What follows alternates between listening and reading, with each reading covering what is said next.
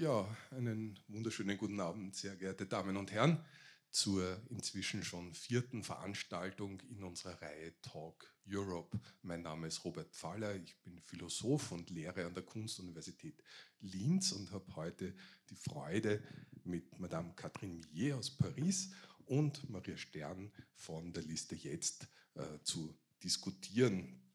Das Thema des heutigen Abends lautet die Diktatur des Gefühlten.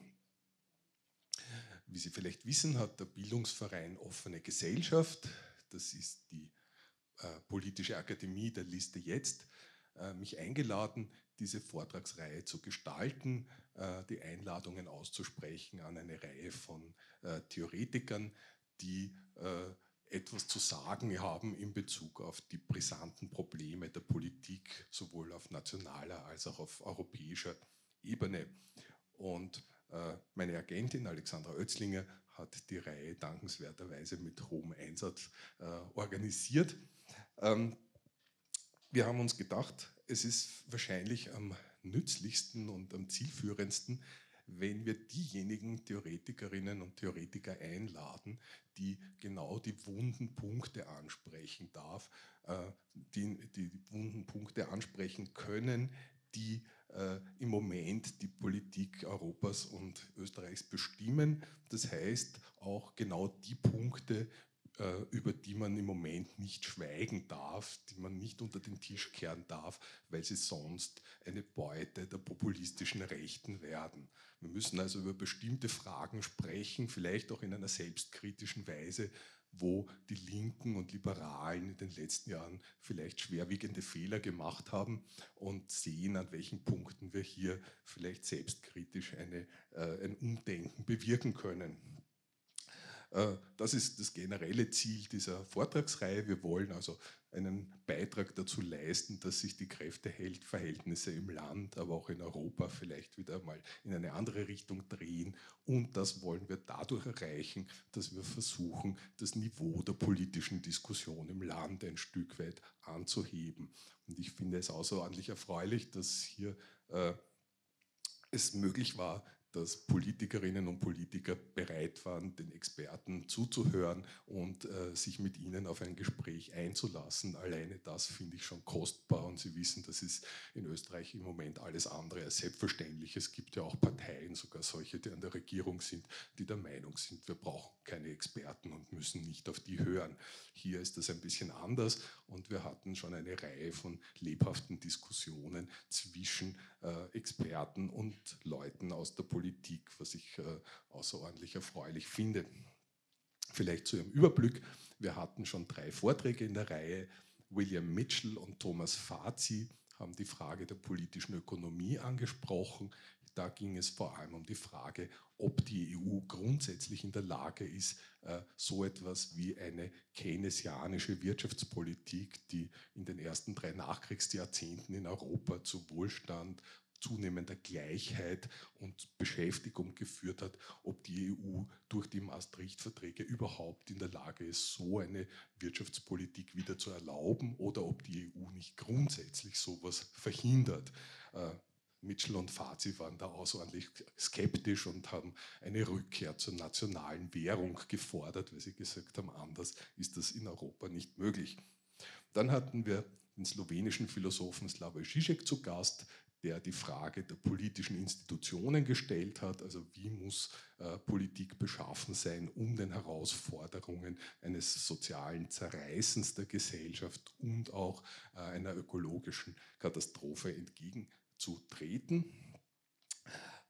Und die nächsten beiden Vorträge werden nächste Woche der englische Soziologe Frank Furedi halten, der über Bildungspolitik sprechen wird. Furedi hat ein ausgezeichnetes Buch geschrieben mit dem Titel What Happened to the Universities? Da geht es um die Frage, warum auf englischen und amerikanischen Universitäten die Studenten nicht mehr zueinander sagen, ich stimme mit ihrem Argument nicht überein, sondern einander einfach totschlagen mit Argumenten wie, was sie gerade gesagt haben, das beleidigt meine Identität und verletzt mich in meinen Gefühlen. Also ein Thema, das sehr stark auch mit dem Thema des heutigen Abends zu tun hat. Furedi hat das auch unter dem Schlagwort Infantilisierung der Universitäten zusammengefasst. Und dann haben wir als letzten Vortrag der Reihe vor dem Sommer die belgische Politologin Chantal Mouffe zu Gast, die über die Fragen der Postdemokratie sprechen wird. Das hat auch in gewisser Weise mit dem Thema des heutigen Abends zu tun, weil Chantal Mouffe die kluge These vertreten hat, wenn eine Gesellschaft keine Verfahren entwickelt, wie man Konflikte zivilisiert austragen kann, dann werden die Konflikte nicht mehr agonistisch gelöst, sondern sie führen zu einem Antagonismus, wo man den anderen eigentlich nur noch vernichten oder zur Unperson erklären kann. Und das ist ja im Moment im politischen Konflikt sehr oft auch tatsächlich der Fall. Wir haben ständig Fälle, wo jemand zum Rassisten, Islamophobiker, Faschisten oder irgendwas anderem erklärt wird, also zu irgendwem, mit dem man eben überhaupt nicht mehr sprechen kann. Ja, damit das Sprechen hier möglich ist, darf ich alle, die zum Schluss noch gekommen sind, daran erinnern, wir werden heute zweisprachig hier uns unterhalten. Wenn Sie möchten, können Sie hier noch Kopfhörer bekommen, damit Sie die Simultanübersetzung hören können. Wenn Sie die brauchen sollten, bitte nehmen Sie sie sich gleich, damit wir alle technischen Probleme von Anfang an ausschließen können. Damit komme ich kurz zur Vorstellung unseres Gastes heute Abend. Catherine Millet, vielen von Ihnen wahrscheinlich bekannt durch zwei hervorragende, wunderschöne Romane, Das sexuelle Leben der Katrin M. und später das Buch, das auf Deutsch den Titel Eifersucht trägt. Auf Französisch heißt es Jour de Souffrance. Catherine Millet ist außerdem den kunstaffinen bekannt als Chefredakteurin der Zeitschrift Art Press. Sie hat freundlicherweise auch ein paar Exemplare der Zeitschrift mitgebracht, die Sie da auf der Seite besichtigen können. Und Catherine Millet ist in den letzten Jahren im deutschsprachigen Raum und in der Welt bekannt geworden als Mitverfasserin eines Appells französischer Feministinnen, und zwar unter dem Titel Das Recht, lästig zu fallen. Das war ein Appell, der sich gegen eine bestimmte Tendenz gerichtet hat, die die französischen Feministinnen in der MeToo-Bewegung gesehen haben. Ich möchte Ihnen kurz zur Erinnerung ein paar Passagen vorlesen aus diesem Appell, den federführend Catherine Millet mitgestaltet hat. Die französischen Feministinnen schreiben dort, ich zitiere: Tatsächlich hat MeToo in der Presse und in den sozialen Netzwerken zu einer Denunziationskampagne und einer Anprangerung einzelner Personen geführt, ohne dass man ihnen die Möglichkeit eingeräumt hätte, zu antworten und sich zu verteidigen. Damit bewegt man sich auf genau demselben Niveau wie ein sexueller Angreifer. Diese Schnelljustiz hat bereits ihre Opfer gefordert, Männer, die in ihrer beruflichen Tätigkeit bestraft oder zum Rückzug gezwungen werden, einzig und allein deswegen, weil sie ein Knie berührt haben, versucht haben, einen Kuss zu stehlen, weil sie von intimen Dingen gesprochen oder Botschaften mit sexueller Konnotation an eine Frau geschickt haben, bei der die Anziehung nicht erwidert wurde.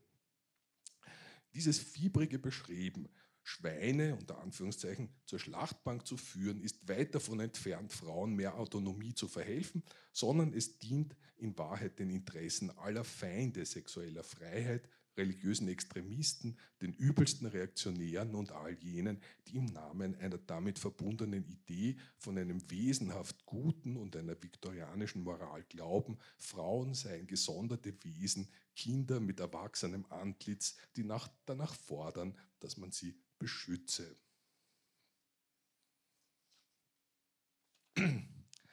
Vielleicht ein kurzer Abschnitt noch, der auf die Forderungen hinausläuft. Die Autorinnen schreiben da: Gerade in unserer Eigenschaft als Frauen erkennen wir uns nicht in einer Spielart des Feminismus wieder, der über die Anprangerung des Machtmissbrauchs hinaus das Gesicht eines Hasses auf alle Männer und die Sexualität angenommen hat. Wir glauben, dass es die Freiheit, Nein zu einem sexuellen Vorstoß zu sagen, nicht ohne die Freiheit, jemandem anderen lästig zu fallen, gibt. Das ist, glaube ich, ein ganz wichtiger Punkt, über den wir heute ja auch noch sprechen sollen.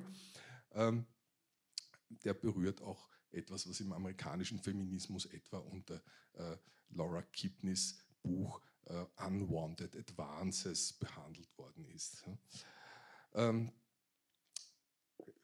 Letzter Satz dieses Absatzes: Wir glauben, dass man dieser Freiheit zum Lästigfallen anders begegnen kann, als damit, dass man sich in die Rolle eines Beutetiers begibt. So viel die radikale und auch schöne Sprache, wie ich meine, dieses Manifests und das vielleicht im deutschsprachigen Raum Erstaunliche, dass es überhaupt einen Feminismus geben kann, der nicht sofort mit MeToo einverstanden ist. Also die Differenziertheit der französischen Debatte, glaube ich, wäre etwas, wovon der deutschsprachige Raum hier vielleicht auch lernen könnte. Heute Abend wird Catherine Millet über ein etwas generelleres Thema dieses Zusammenhangs sprechen, nämlich darüber, dass es in westlichen Gesellschaften in den letzten Jahren immer öfter einen Ruf nach Zensur gibt. Und das ist das Paradoxon und das Neue daran, dass dieser Ruf nach Zensur plötzlich von der Linken kommt oder von dem, was sich für die Linke hält. Wir werden auch über diese Frage sprechen müssen, ob das eigentlich eine Linke genannt werden kann, die hier nach Zensur ruft. Madame Millet beginnt ihren Vortrag mit der Erinnerung daran, dass 1968, also ein Moment, wo die Linke in Europa eine bestimmte kulturelle Hegemonie inne zu haben schien, dass 1968 die Parole jedenfalls gelautet hat, es ist verboten, jemandem etwas zu verbieten. Das hat sich offenbar ganz stark geändert und gerade heute ruft die Linke eigenartigerweise oft nach Verboten und nach Zensur und wir werden uns darüber verständigen müssen, was das eigentlich politisch bedeutet. Ja, ich freue mich dann auf die Nachfolgediskussion mit der Parteivorsitzenden der Liste Jetzt, Maria Stern. Sie haben dem Manifest, das ich kurz zitiert habe, schon vielleicht entnehmen können, dass wir ja auch in Österreich sehr relevante Fälle haben, genau zu diesem Zusammenhang. Und ich bin dann gespannt auf das, was Maria Stern dazu kommentierend berichten kann. Madame Millet, merci beaucoup d'être venue chez nous. Et s'il vous plaît, donnez-nous votre intervention.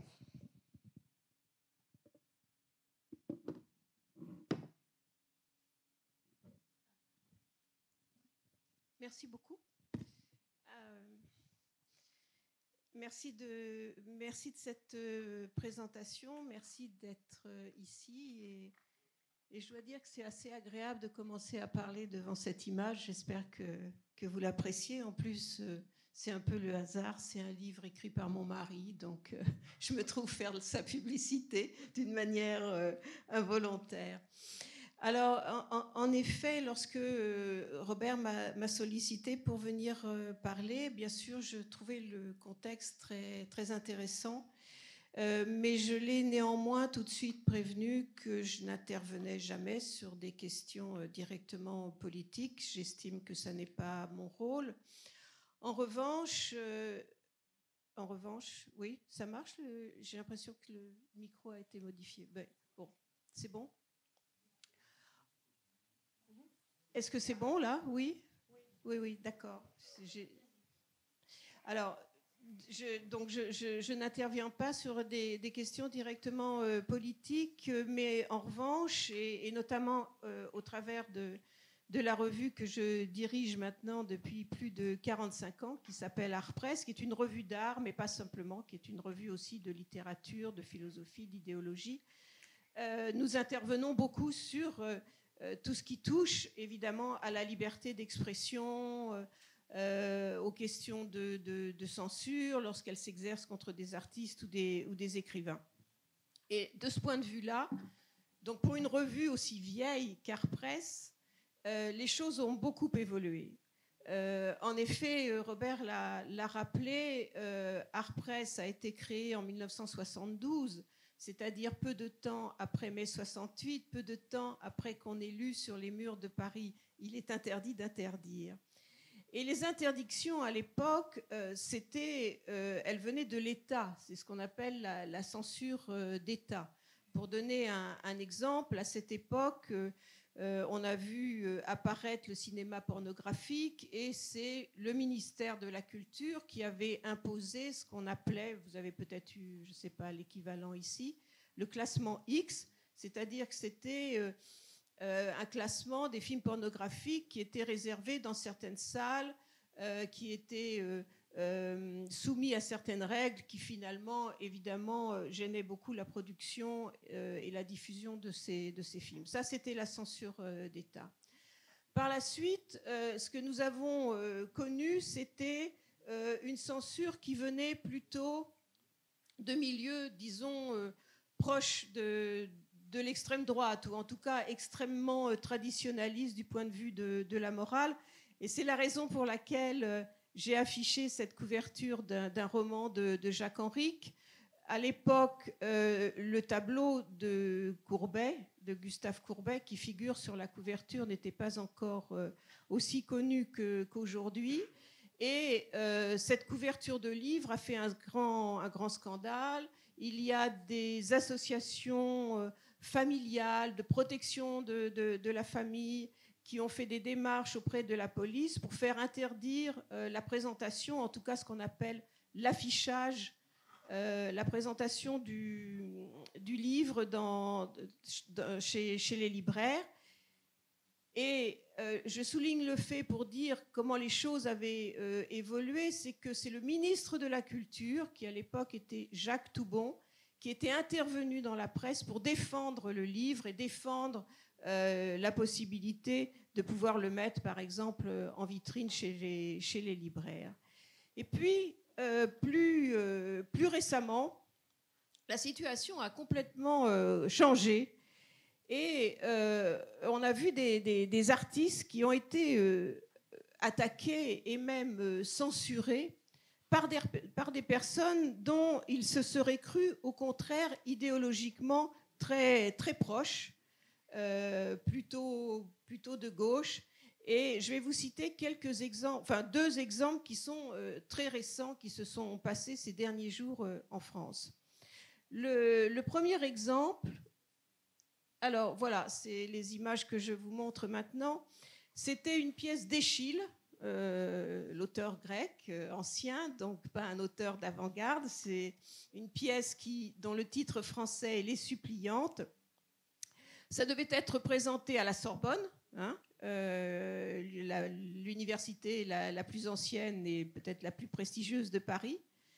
Et la représentation de ce spectacle a été empêchée par des groupes qui se disent antiracistes, qui étaient de plus soutenus par le principal, ou en tout cas le plus connu syndicat d'étudiants en France, qui est l'UNEF, sous prétexte que les maquillages et les masques des acteurs pouvaient rappeler la pratique caricaturale de ce qu'on appelle le blackface. Vous savez, c'est cette façon pour des acteurs, des comiques aux États-Unis qui se moquaient des Noirs en se barbouillant la figure avec du cirage noir.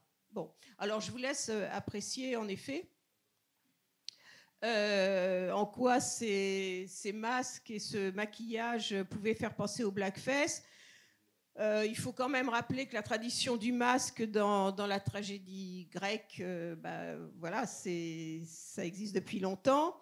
Et il se trouvait en plus que le metteur en scène, dont le nom est Philippe Brunet, est connu pour s'attacher justement à mettre en valeur les traces, l'importance de l'Afrique dans la culture grecque. Vous voyez ?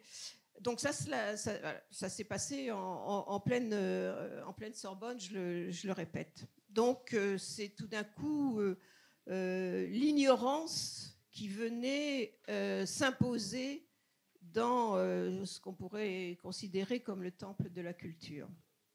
Alors, heureusement, quand même, la presse dans son ensemble s'est scandalisée, elle s'est même moquée de la bêtise de cette censure.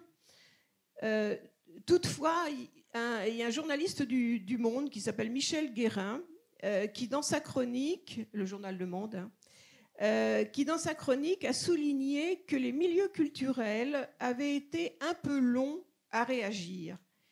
Et il notait d'une manière très judicieuse, je le cite, « Les milieux culturels sont tétanisés, ils font corps quand se dresse une censure d'État ou une censure des cercles d'extrême droite ou catholiques. Mais là, leurs ennemis pourraient être leurs amis. » Et c'est ce qu'a indirectement confirmé quelques jours plus tard un peintre qui s'appelle Hervé Di Rosa, parce qu'il a été très brutalement attaqué et une pétition a été lancée pour demander la destruction d'une fresque qu'il avait réalisée en 1991. C'est l'image que vous apercevez en bas de l'écran, qui est une décoration dans un couloir de l'Assemblée nationale à Paris, et qui lui avait été commandée pour commémorer l'abolition de l'esclavage. On voit en effet au milieu de l'image les chaînes qui sont brisées. Et qu'est-ce qu'on lui a reproché? Pareil, c'était aussi des groupes antiracistes. On lui a reproché d'avoir représenté des Noirs avec de grosses lèvres, c'est-à-dire d'entretenir des stéréotypes racistes. Or, et j'ai mis sur le même écran un autre tableau d'Hervé Di Rosa pour vous montrer que cet artiste qui pratique un dessin assez proche de la bande dessinée représente tous ces personnages, qu'ils soient noirs ou qu'ils soient blancs, avec ces grosses lèvres. J'ajoute, pour votre information, qu'il est le fondateur et le directeur d'un musée à Sète, une ville du sud de la France, dont le nom est le Miam, qui est consacré aux arts populaires et qui présente actuellement même une exposition d'artistes de Kinshasa, la capitale du Congo. Alors l'artiste était complètement abasourdi par cette attaque et il a déclaré au journal Le Monde que quand mon œuvre est porteuse de toute une culture populaire, énerve les gens de droite, c'est presque de bonne guerre. Là, ça me désole que ça vienne de gens que je considère de mon côté.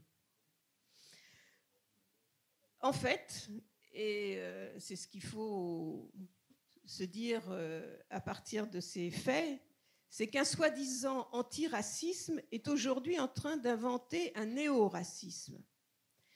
Et ceux qui ont toujours été les premiers à défendre la liberté de créer, la liberté d'expression, le respect de toutes les cultures, le multiculturalisme au sein des sociétés occidentales, se retrouvent piégés, mis en accusation par ceux-là même qu'ils croyaient défendre. Et ces derniers ont bien compris à quel point le sentiment de culpabilité affaiblissait ceux qu'ils regardent encore comme les colonisateurs. Plus simplement, un même sentiment de culpabilité affaiblit les sociétés occidentales les mieux nanties, les plus riches, et ceux qui continuent de se penser comme des opprimés ou des dépossédés en profitent pour imposer leurs propres règles morales. Alors on l'avait déjà vérifié en France. Dans les mois qui avaient suivi les attentats contre le journal Charlie et contre la salle de spectacle le Bataclan, il y avait eu, quelques semaines après, une exposition dans une ville de la banlieue parisienne. Et cette exposition avait été fermée parce qu'une mise en garde avait été adressée à la mairie par une fédération qui rassemblait des citoyens de confession musulmane. Et l'objet qui avait choqué, c'était une œuvre d'une artiste qui est franco-algérienne, qui s'appelle Zulika Bouabdella. Vous l'avez sous les yeux, cette œuvre, et qui est faite de tapis de prière sur lesquels étaient posées des chaussures de femmes à hauts talons.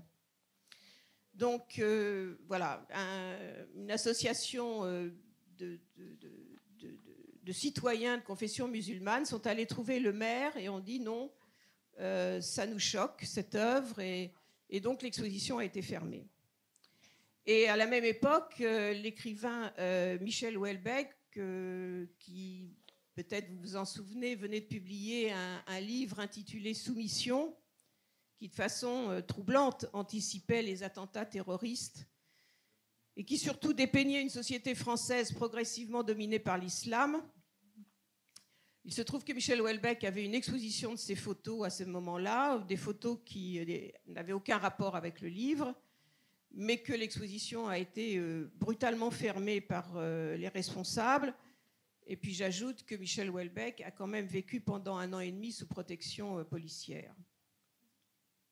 Alors, en marge de la peur légitime suscitée par les actes terroristes, on a entendu des voix qui, elles, ne justifiaient pas ces actes mais qu'elles en cherchaient l'explication néanmoins en renvoyant les sociétés occidentales à leurs responsabilités et à leur culpabilité.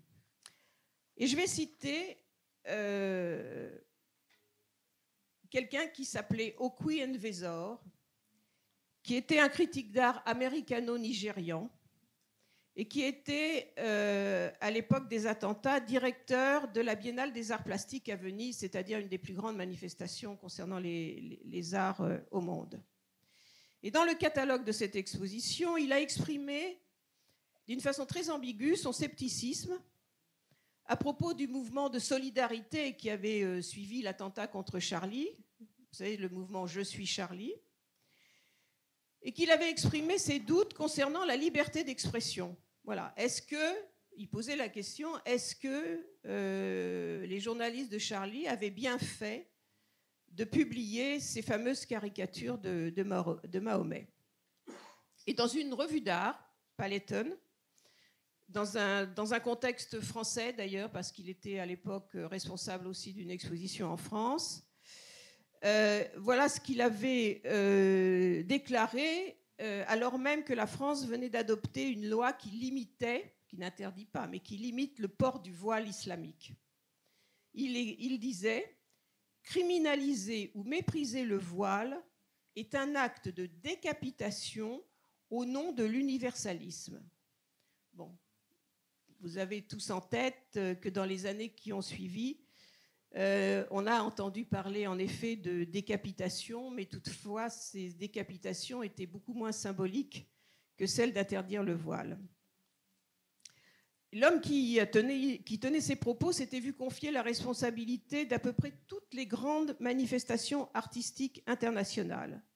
Il a ensuite, toutes les biennales, il a été directeur de la Documenta de Kassel, par exemple, etc. Et il a fini sa carrière comme directeur de la Haus der Kunst de Munich. Il se trouve qu'il est décédé il y a quelques semaines, donc il n'y a plus lieu de polémiquer avec lui. Moi, je l'avais fait à l'époque. Mais si je cite cette affaire, c'est pour m'interroger avec vous sur les motifs de ceux qui avaient nommé à ces postes de responsabilité un homme qui exprimait de telles opinions. Alors, évidemment, Robert l'a rappelé, je ne peux pas, dans ce panorama des censures et des condamnations, ignorer le mouvement MeToo, puisque, avec un certain nombre d'autres femmes, je m'étais élevée contre ce mouvement en janvier 2018, à travers une tribune dont je suis une des co-rédactrices, et cette tribune a fait le tour du monde. Il faut dire que comme Catherine Deneuve l'avait signée, ça nous a valu beaucoup de publicité. Mais enfin, je pense aussi que le public en général ont été très étonnés que des femmes qui se disaient féministes, qui étaient des femmes libres, puissent s'attaquer à ce mouvement MeToo.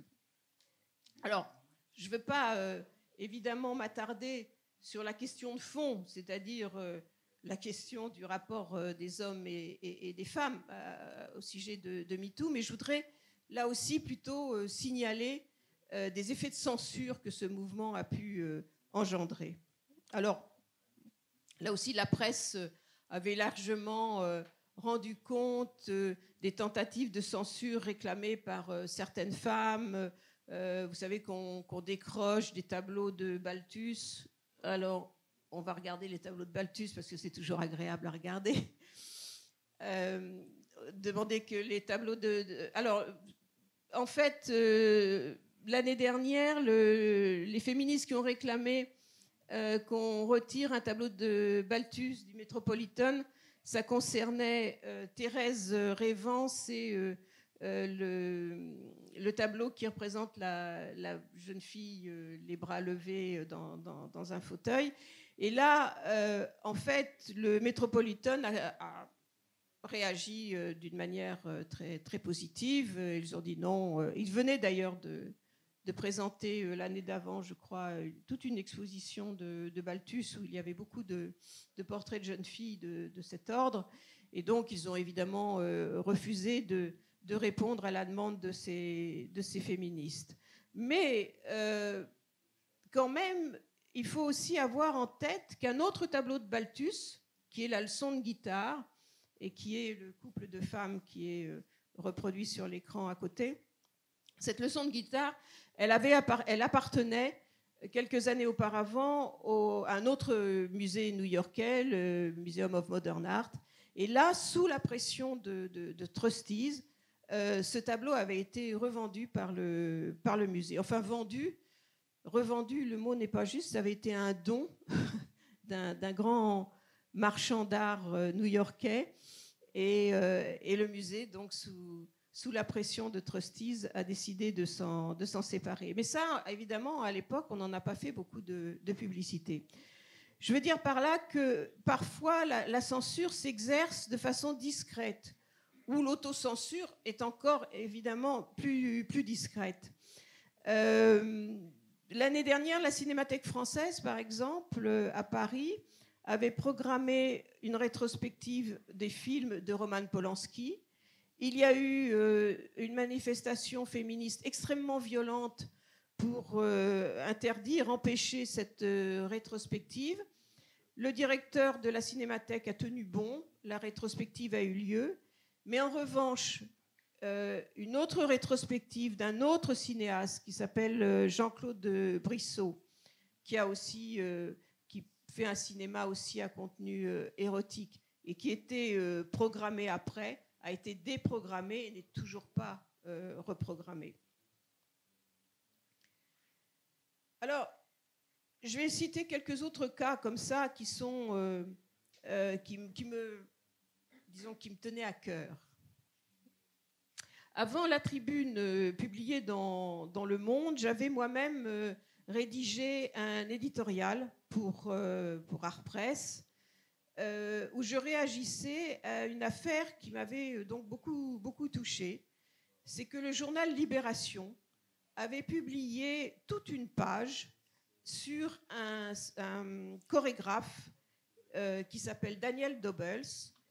Et ce chorégraphe était accusé par quelques danseuses d'avoir tenu des propos sexistes. Tenu des propos sexistes. Hein. Il ne les avait pas agressés, il ne les avait pas touchés, il avait tenu des propos sexistes des années auparavant.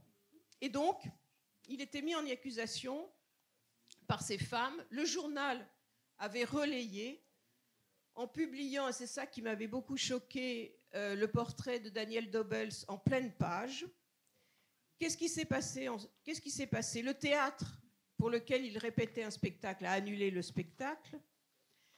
Il était enseignant à l'École des Beaux-Arts de Paris. Il y a eu une pétition pour qu'il soit renvoyé de l'école. Et là aussi, saluons le directeur à l'époque de l'école qui a dit « Moi, je n'ai pas eu de plainte, ce professeur, je le garderai ». Mais les femmes qui ont dénoncé Daniel Dobels par voie des réseaux sociaux et par voie de la presse, puisque c'était relayé par Libération, n'ont jamais finalement déposé leur plainte. Elles ont disparu dans la nature. Évidemment, le spectacle de Dobels n'a pas été reprogrammé. Celui-ci a été, je crois, très affecté, donc il a démissionné de l'École des Beaux-Arts. Et évidemment, Libération n'est jamais revenue sur cette affaire.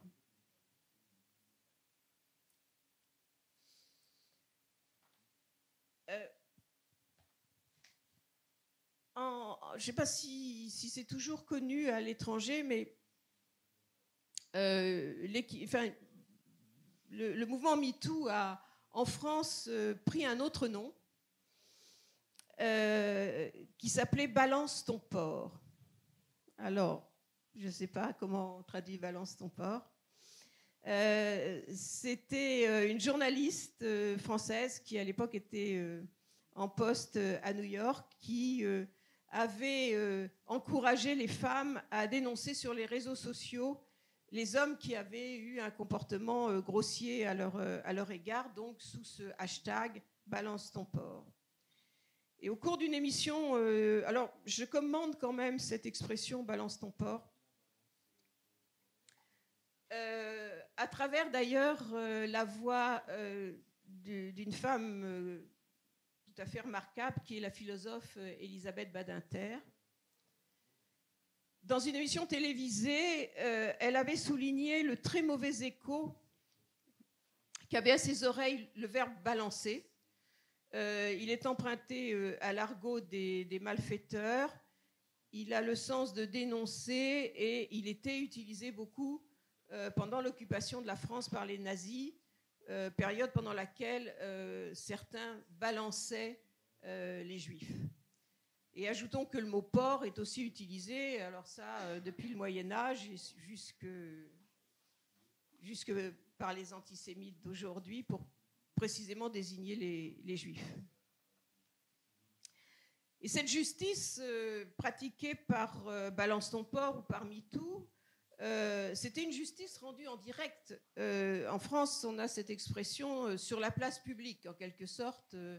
Les réseaux sociaux sont notre place publique aujourd'hui. Et c'est une justice absolument sans appel, hein. C'est un peu le Far West sur Internet.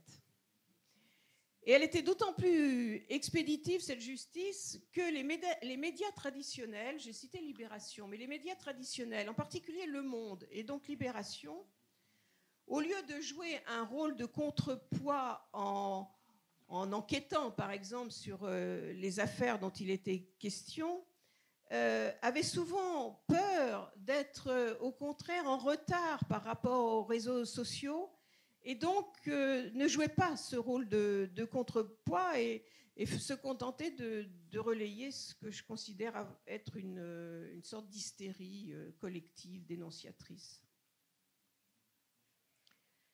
Et sur le forum du site Balance ton porc, on pouvait lire des choses parfois assez terrifiantes. J'en avais relevé à l'époque et je vous en livre un ou deux exemples. Par exemple, quand même, certaines de ces femmes se posaient la question de savoir quelles allaient être les conséquences pour des hommes qui étaient dénoncés comme ça sur les réseaux sociaux et puis qui se révélaient être innocents. Alors l'une d'entre elles répondait à cette objection et elle disait: certes, il y a des risques de diffamation, comme il y a des risques de suicide de la personne ainsi exposée dans ces méfaits. Certes, mais je reste en faveur de donner le nom quand cela est possible, car le bénéfice me semble plus important que les risques. Alors, mon commentaire, c'est que la femme qui s'exprimait ainsi très librement était bien heureuse de vivre dans la société occidentale du début du XXIe siècle, et non pas dans la société soviétique du début du XXe, où régnait la logique qu'elle faisait sienne en quelque sorte, et qui est celle de la fin justifie les moyens. J'aurais pu réunir tout un florilège des expressions employées par ces militantes, sans doute très ignorantes en fait, et des expressions qui rappelaient beaucoup la période assez sinistre stalinienne. Ainsi, Sandra Müller, donc en quelque sorte la fondatrice de Balance ton porc, se réjouissait, je la cite, qu'aux États-Unis, chaque jour, un animateur télé, un danseur, un homme politique disparaît de la scène à la suite d'accusations, les sanctions tombent comme un coup près, les bourreaux les plus lucides présentent des excuses publiques. Alors, aveu public, condamnation immédiate, je suppose que Sandra Müller n'avait jamais entendu parler de ce qu'on avait appelé les procès de Moscou. Je remarque au passage que les cibles de ces attaques étaient souvent des artistes ou des personnalités du monde des médias, forcément des personnes très en vue et susceptibles de renvoyer un petit peu de leur lumière sur leurs obscures accusatrices. Je remarque aussi que lorsque les hommes dénoncés ont porté plainte devant de véritables tribunaux et qu'ils ont été innocentés, ce jugement a fait l'objet de beaucoup moins de publicité. Donc tous ces exemples pour souligner que nous sommes dans une situation qui est assez curieuse et paradoxale, qui fait que des personnes qui tout au long de leur vie ont combattu pour l'égalité des hommes et des femmes, lutté contre le racisme, considéré la laïcité comme la meilleure garantie des libertés religieuses, et qui sont attaqués aujourd'hui pour leur prétendue incompréhension des femmes ou leur manque de solidarité avec les plus fragiles d'entre elles. C'est l'accusation dont j'ai fait l'objet, enfin nous avons fait l'objet, nous qui avions dénoncé la MeToo. Ces personnes, lorsqu'elles sont attaquées pour leur racisme, comme les artistes que j'ai évoqués au début, si on les interrogeait, beaucoup se diraient en fait plutôt de gauche ou plutôt féministes. C'est ça le paradoxe.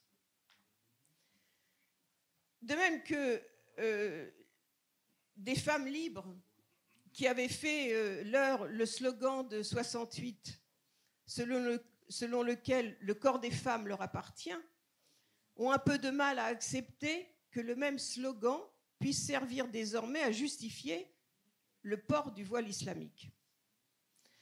On a l'impression que les principes défendus ces dernières décennies par les mouvements les plus libéraux et les plus émancipateurs de notre société occidentale sont poussés à l'extrême jusqu'à se retourner en leur contraire par des groupes qui se revendiquent comme plus radicaux et qui, à la limite, agissent comme si aucun progrès n'avait été réalisé depuis l'abolition de l'esclavage ou le droit des votes des femmes.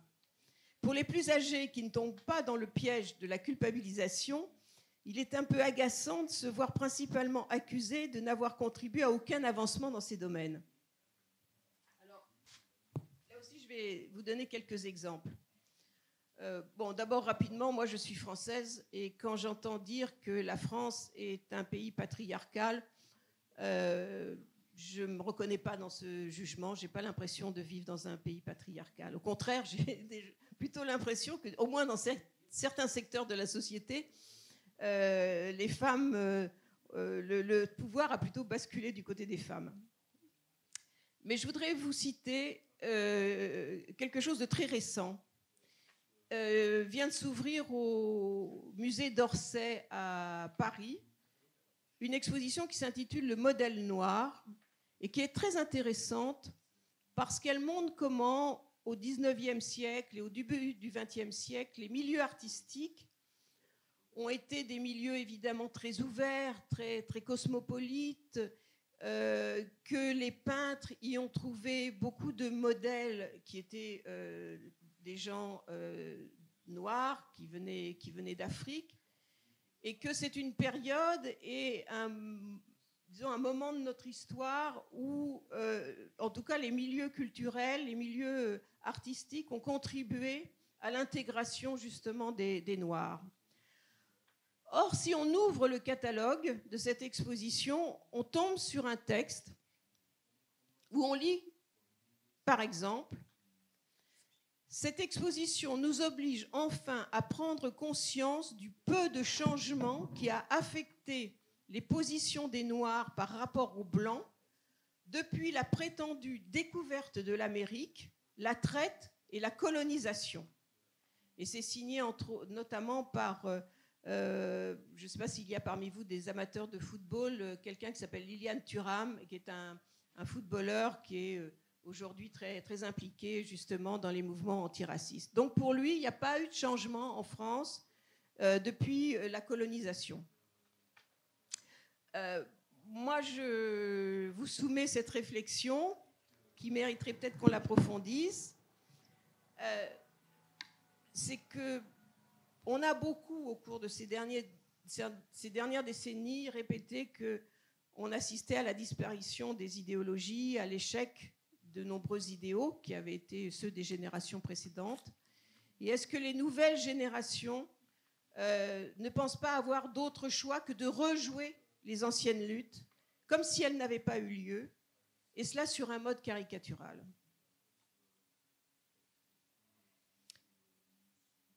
Alors, un trait qui caractérise aussi beaucoup les néo-féministes et les soi-disant antiracistes, qui, je le répète, instaurent, de mon point de vue, une nouvelle forme de racisme, et qu'ils partagent avec les partisans d'un intégrisme religieux, c'est leur hyper-susceptibilité. On se souvient qu'un des arguments des musulmans qui étaient partisans de la fatwa contre l'auteur des caricatures de Mahomet était que l'injure faite au prophète les blessait eux-mêmes dans leur sensibilité. Après tout, ils auraient pu condamner ces caricatures au nom du respect dû à une personne sacrée, sans pour autant se sentir atteints dans leur personne propre. Quelques années auparavant, l'artiste Maurizio Cattelan avait réalisé cette œuvre qui s'intitule La Nonna Aura et qui représente le Jean-Paul II écrasé par une météorite. Alors, là aussi, c'était une atteinte à une personne qui allait être sacrée, puisque quelques années après sa mort, ce pape a été canonisé. L'œuvre a fait scandale lorsqu'elle a été présentée en Pologne. Mais lorsqu'elle a été exposée en 2014 en France, au musée de Rennes, dans le cadre d'une exposition en hommage au pape, justement, peu de temps après sa canonisation, l'archevêque de Rennes lui-même déclara qu'elle était certes provocante, mais salutaire. Preuve que l'on peut avoir la foi sans se sentir blessé par une agression qui reste dans le domaine purement symbolique de l'art. Certes, celles qui, dans le cadre du mouvement MeToo, se sont présentées comme des victimes d'agressions masculines ont aussi beaucoup mis en avant leur sensibilité blessée. Alors évidemment, nous ne contestons pas le statut de victime à celles qui ont subi un viol avéré. Mais beaucoup ont balancé sur les réseaux sociaux ou dans la presse les noms d'hommes coupables d'un simple geste ou d'une parole grossière. Et pour Sandra Müller, cela ne faisait pas de différence. Elle déclarait dans le journal Le Monde « Une agression, qu'elle soit verbale ou physique, reste une agression, quel que soit son niveau. » Et ce qui est intéressant, c'est que dans un ouvrage qui était paru déjà il y a longtemps, c'était en 2003, et consacré déjà aux dérives du féminisme, un livre qui s'appelait « Fausse route » d'Elisabeth Badinter, donc que je cite encore, celle-ci répondait par avance à cet argument. Elle écrivait « Prétendre censurer la violence verbale en l'assimilant à la violence physique est un mauvais calcul. Quoi qu'on en dise, la blessure des mots est d'une autre nature que celle des coups. C'est une arme à égale disposition des deux sexes qui peut parfois éviter de s'abandonner à la violence physique. » Autre affirmation de Sandra Müller, personne ne peut juger de l'impact psychologique d'une agression. Et là encore, Elisabeth Badinter soulignait la difficulté pour des juges d'apprécier cet impact. Où commence l'insulte dans un lieu public ? Ce qui est ressenti par l'une ne l'est pas nécessairement par l'autre. Et aussi, demandait-elle, que devient la frontière entre l'objectif et le subjectif, le réel et l'imaginaire ? Je m'attarde sur cette notion d'impact psychologique. Selon moi, elle impose peu à peu une dictature du ressenti. C'est un mot très, très à la mode qu'on trouve partout en ce moment. Chacun et surtout chacune voudrait que l'on réglemente la société en fonction de sa perception subjective des choses. Le fait objectif s'efface derrière la priorité donnée au ressenti de celui ou de celle qui se dit victime. Et pour reprendre l'argument d'Elisabeth Badinter, ce ressenti est très difficile à apprécier du point de vue du droit. C'est un lieu commun que de dire que nous vivons dans une société de plus en plus individualiste. Et donc, à ce titre, chacun se sent autorisé à mettre en avant non seulement ses convictions propres, mais après tout, pour vivre heureux, aimerait bien imposer aux autres des limites à leurs propres convictions au-delà desquelles celle-ci pourrait être ressentie comme blessante. Cette situation est extrêmement problématique. Elle est d'autant plus problématique que je ne suis pas juriste, mais je crois savoir qu'il y a eu ces derniers temps une évolution du droit qui tend à le rapprocher de la morale. C'est apparent, y compris dans un pays comme la France. Il y a des discussions autour de ce sujet actuellement. La France, qui est de tradition universaliste et qui pratiquait d'une manière assez rigoureuse jusqu'à présent le séparatisme du droit et de la morale. Le paradoxe est que cette tendance donc, à rapprocher le droit de la morale apparaît alors que la morale est de plus en plus individuelle et que les morales religieuses, au moins les chrétiennes, ne sont plus suivies au sens strict que par des communautés de plus en plus réduites.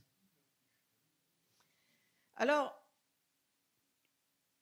je vais maintenant évoquer une affaire que vous connaissez bien ici en Autriche, mais qui a rencontré pas mal d'échos hors d'Autriche, et notamment en France. Comme vous le savez, la Cour européenne des droits de l'homme a confirmé la condamnation par les tribunaux autrichiens de cette dame, Elisabeth Sabadisch-Wolf, je ne sais pas si je prononce bien, je m'excuse par avance, qui au cours d'un séminaire avait évoqué le mariage du prophète avec Aïcha, sa troisième épouse, alors que celle-ci était prépubère, en posant la question de quoi s'agit-il si ce n'est pas de pédophilie. Donc, comme vous savez, elle a été condamnée ici, en Autriche. Elle s'est donc tournée vers la Cour européenne des droits de l'homme et la Cour européenne a confirmé les magistrats autrichiens en arguant que ces propos n'avaient pas été tenus d'une manière objective, contribuant à un débat d'intérêt général, par exemple sur le mariage d'un enfant, mais pouvaient uniquement être compris comme ayant visé à démontrer que Mahomet n'était pas digne d'être vénéré. Ils étaient donc de nature à susciter l'indignation d'autrui. Donc la Cour confirmait les jugements des magistrats, estimant aussi que Madame Sabadisch-Wolf avait subjectivement taxé Mahomet de pédophilie et que cela menaçait la paix religieuse. J'ai repris des citations que j'ai trouvées du jugement en français. Évidemment, beaucoup de personnes se sont élevées contre ce jugement en l'interprétant comme une confirmation du délit de blasphème et surtout comme une limitation de la liberté d'expression que la Cour européenne est néanmoins censée protéger. Et nous-mêmes, à Art Press, nous avons consacré un éditorial à cette affaire. Évidemment, nous n'ignorons pas que, disons, les options politiques de cette femme sont très éloignées des nôtres. Il n'empêche, pour des questions de principe, nous nous efforçons toujours d'alerter nos lecteurs sur tous les événements qui, malheureusement, viennent confirmer cette soumission des sociétés occidentales aux intimidations dont usent certains cercles islamiques.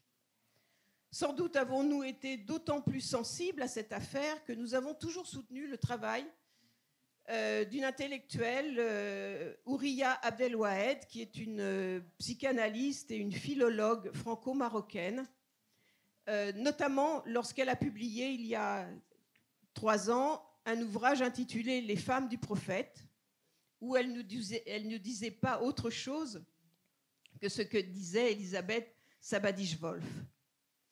Est-ce qu'on craignait vraiment que cette parole de cette femme provoque une guerre des religions? Est-ce qu'il n'aurait pas mieux valu favoriser un débat à partir des textes de référence? Que Mahomet ait épousé Aïcha quand elle jouait encore à la poupée est un fait reconnu dans les textes. Que cette pratique serait aujourd'hui dans nos sociétés condamnée est également un fait. Ceux qui auraient alors menacé la paix en Autriche au nom de ce constat n'auraient-ils pas agi sous l'emprise de leur subjectivité autant que Madame Sabadisch-Wolf, à qui on le reproche? Pour l'équilibre du propos, je rappellerai un autre jugement plus ancien, il est vrai, rendu par la même Cour européenne des droits de l'homme et qui validait une décision anglaise qui interdisait la diffusion d'un court-métrage montrant Sainte Thérèse d'Avila faisant l'amour avec le Christ en croix. Il faut dire que ce n'était pas d'un goût. Le film s'appelait Visions of Ecstasy et le réalisateur Nigel Wingrove. À cette occasion, on avait appris que la Cour européenne laissait une large marge d'appréciation aux États en matière de morale et de religion, et que ce n'est pas le fait de critiquer la religion catholique qui était dans ce cas-là répréhensible, mais la forme choisie pour cette critique qui était jugée blasphématoire. Elle admettait enfin que quelques rares pays européens puissent encore appliquer une loi contre le blasphème, quand même. Or, Nigel Wingrove est un cinéaste et un dessinateur spécialisé dans ce qu'on appelle le satanisme, vous savez. Et on pouvait douter que la diffusion de son film, d'une esthétique très très kitsch, dépasse le cercle du public amateur de ce genre. Donc c'est une bien curieuse époque que celle que nous traversons, qui met les sujets que nous sommes dans une situation schizophrénique. Je reprends un mot qui est très à la mode. En effet, on nous rebat les oreilles avec la notion, par exemple, de globalisation. Nous devons rejeter la notion de race. Vous savez qu'en France, la France vient de supprimer le mot race de sa constitution. Et dans cette partie-ci du monde, en tout cas, nous sommes invités à soutenir le projet européen par-delà nos différences d'histoire et de religion. Et simultanément, nous devrions nous tourner comme des girouettes pour répondre à toutes les sommations singulières, veiller à ménager, voire à penser, à guérir toutes les sensibilités blessées. Ça sera ma conclusion, même un saint, et pas plus une sainte, n'y parviendrait. Voilà. Je vous remercie. J'espère ne pas avoir été trop longue.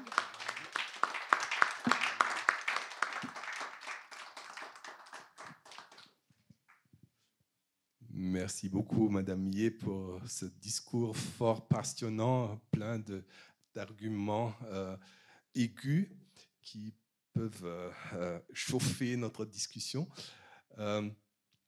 J'aimerais poser, pour commencer, une question qui concerne ce que vous avez décrit comme un rapprochement de la loi à la morale et qui ouvre la possibilité de faire un process d'accusation qui équivaut au même temps à une condamnation. Donc, j'aimerais ajouter un trait particulier de ce nouvel système de censure que vous venez de décrire, qui est, pour mon avis, qu'il n'y a que des victimes de la gauche de ce système. C'était beaucoup de politiciens, un social-démocrate suédois, un social-démocrate de l'Escosse qui a commis le suicide, et aussi un petit parti de gauche en Autriche a presque été détruit à cause d'accusations extrêmement minuscules, je dirais. Et c'est la question que j'aimerais poser à vous, Madame Stern. Vous êtes experte en cette matière. Pourriez-vous peut-être nous décrire un petit peu qu'est-ce qui s'est passé il y a un an avec le parti qui s'appelle Jetzt, avec son fondateur? Ja, schönen guten Abend auch von meiner Seite. Bitte erlauben Sie mir, Frau Millet, dass ich mein Beileid ausspreche über das Feuer an der Kathedrale Notre Dame, bevor ich auf die Frage antworte. Ja, mit dieser Thematik beschäftige ich mich schon seit geraumer Zeit, nicht ganz freiwillig, aber dafür umso intensiver. Und ich habe versucht, diese ganze Thematik zu verstehen bzw. einzuordnen. Und ich denke mir, das Ganze hat begonnen 2008 mit der großen Krise und vor allen Dingen auch mit den Antworten, die wir gefunden haben, beziehungsweise Nicht-Antworten, sprich Austerität. Ich habe mir damals schon gedacht, wenn wir diese Krise nicht in den Griff bekommen, droht uns ein gewaltiger Rechtsruck, und genau das ist dann auch passiert. Und wir wissen auch aus der Geschichte, was passiert, wenn es einen großen Rechtsruck gibt. Gerne auch in Zeiten von knappen Arbeitsplätzen. Da wissen wir, dass da gerne die Vertreibung der Frauen vom Arbeitsmarkt stattfindet. Beziehungsweise die Parole ausgerufen wird, die Frauen zurück an den Herd, kombiniert mit einem neuen Puritanismus. Ich erinnere nur daran an den Wiener Polizeichef Bürstl, der eines Tages gesagt hat, die Frauen in Wien sollten nicht mehr alleine auf die Straße gehen. Ich erinnere mich auch daran, dass in Liesing, ein Bezirk von Wien, hat ein Flüchtlingsheim geöffnet und da war ein Bürgerforum, da war ich dort und da waren ganz viele besorgte Bürger und Bürgerinnen und die Situation war extrem aufgeladen, extrem hassgeladen und da haben tatsächlich Menschen gesagt, weil dieses Flüchtlingsheim jetzt eröffnet wird, trauen sie sich nicht mehr, ihr Küchenfenster zu öffnen. Also da haben wir schon gedacht, na servus, wo sind wir jetzt gelandet? Parallel dazu gab es seltsamerweise wieder das Erstarken von Religionen, dass insbesondere die FPÖ im Sinne unser Christentum und so weiter und unsere Kreuze in der Schule sind wichtig, befeuert worden ist und damit kombiniert ein neues Wiederaufflammen der sogenannten Wertedebatte. Ich meine, wann haben wir uns in den 80er und 90er Jahren über Werte unterhalten oder über Moralvorstellungen? Das war eigentlich undenkbar und plötzlich waren sie ganz stark wieder da und dann natürlich auch sehr stark polarisierend zwischen rechts und politischem Islam.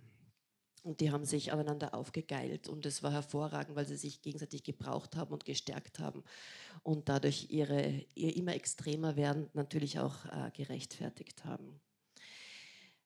Wieder parallel dazu hat es die Entwicklung des Internets gegeben, der sogenannten Internetblasen, die sogenannten Echokammern, wo die eigene Meinung, die man in den Wald hineingerufen hat, auch 100-fach zurückgekommen ist aufgrund von Algorithmen und das Ganze war dann natürlich, hat man beobachten können, das Resultat dieser Entwicklung, dass man sehr stark unterschieden hat zwischen Pro und Contra, zwischen Schwarz und Weiß und zwischen Gut und Böse. Und gut war man natürlich immer selber und alle anderen waren böse. Und die Entwicklung ist natürlich auch durch Facebook, Twitter und so weiter befeuert worden, wo ich mir manchmal gedacht habe, okay, wirklich Spaß macht es, wenn es gelingt, mit einem Satz den anderen zu töten. Radikal ausgedrückt. Und das hat jetzt aber zur Folge, dass es kaum mehr Grautöne gibt, kaum mehr Schattierungen oder gar Farben, beziehungsweise die Möglichkeit einer differenzierten Debatte, die eventuell auch noch länger dauert als bis zum nächsten Hype, was wir seit der Regierungswechsel in Österreich im Herbst 2017 natürlich ganz besonders massiv wahrnehmen. Wir bewegen uns von einer Erregungsspitze auf die anderen und kommen sofort ins Urteil bilden und die anderen und wir und so weiter und so weiter. Das geht rasend schnell und wir kommen eigentlich nicht mehr zur Ruhe. Und in diese Stimmung, diese Gesamtentwicklung und in diese Stimmung fiel dann die MeToo-Debatte. Und da möchte ich jetzt 3 Ebenen unterscheiden. Ich denke, eventuell im Gegensatz zu Ihnen, Frau Millet, dass MeToo ein höchst notwendiger Tabubruch war. Das Thema sexuelle Belästigung, sexuelle Übergriffe, Vergewaltigungen ist Jahrtausende alt, mehrere Jahrtausende alt.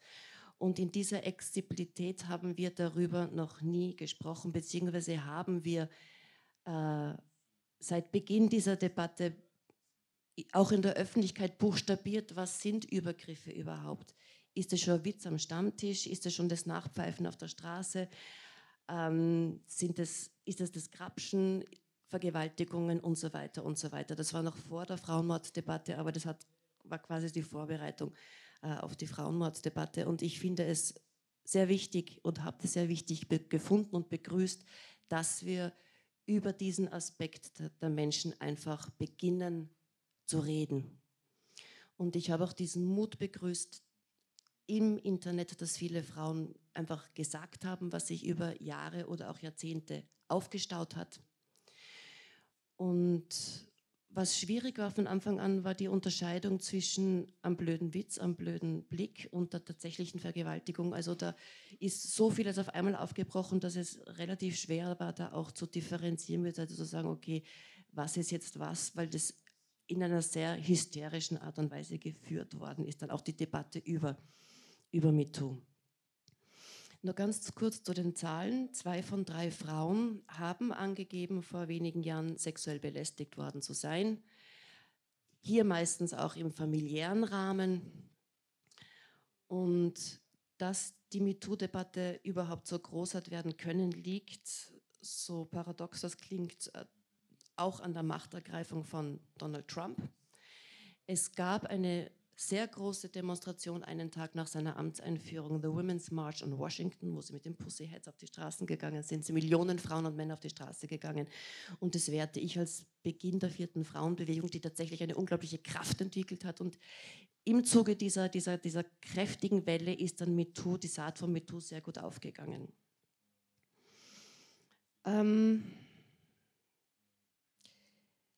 Sicher ein Aspekt, warum MeToo so erfolgreich war. Und ich weiß, dass ich mich ab jetzt aus der linken Feministinnenblase der vermeintlichen hinausbewege und mich dadurch sehr verletzlich mache, weil ich habe zum allerersten Mal in Österreich eine Frau wie Sie so über MeToo reden gehört. Und ich weiß auch, dass viele linke Feministinnen das beinahe als Blasphemie betrachten würden, was sie da jetzt gerade alles gesagt haben, weil aus dem linken Kontext heraus MeToo nicht nur toll zu finden, sondern es zu wagen, auch die Schattenseiten zu betrachten, das ist seltsamerweise sehr unerhört. Das darf nicht stattfinden, aber nachdem ich das schon seit geraumer Zeit tue, setze ich einfach meine Arbeit fort und danke für Ihre Unterstützung. Ich glaube, dass ein ganz wesentliches Merkmal für den Erfolg von MeToo war, das uralte Erfolgsrezept Sex sells. Es ging um Sex und der war gratis im Internet und in den Medien. Sex ist ja die eine Seite, da kam aber auch noch der Crime hinzu. Und wir wissen von jedem Hollywood-Blockbuster, Sex and Crime sells. Es haben viele US-Schauspielerinnen gemerkt, dass die MeToo-Debatte nicht ausreicht, sondern dass es ganz wichtig ist, auch auf den Nährboden von genderbasierter Gewalt zu achten, auf ihn aufmerksam zu machen und haben versucht, die Time's-Up-Bewegung aus MeToo herauszuentwickeln, was überhaupt nicht gelungen ist. Der Nährboden von Übergriffen ist die Ungleichstellung, das wissen wir, auch wenn die Gesetze schon so sind, wie sie sind. Kurz ein paar Zahlen aus Österreich. Jede zweite Frau lebt in Österreich mittlerweile in Altersarmut.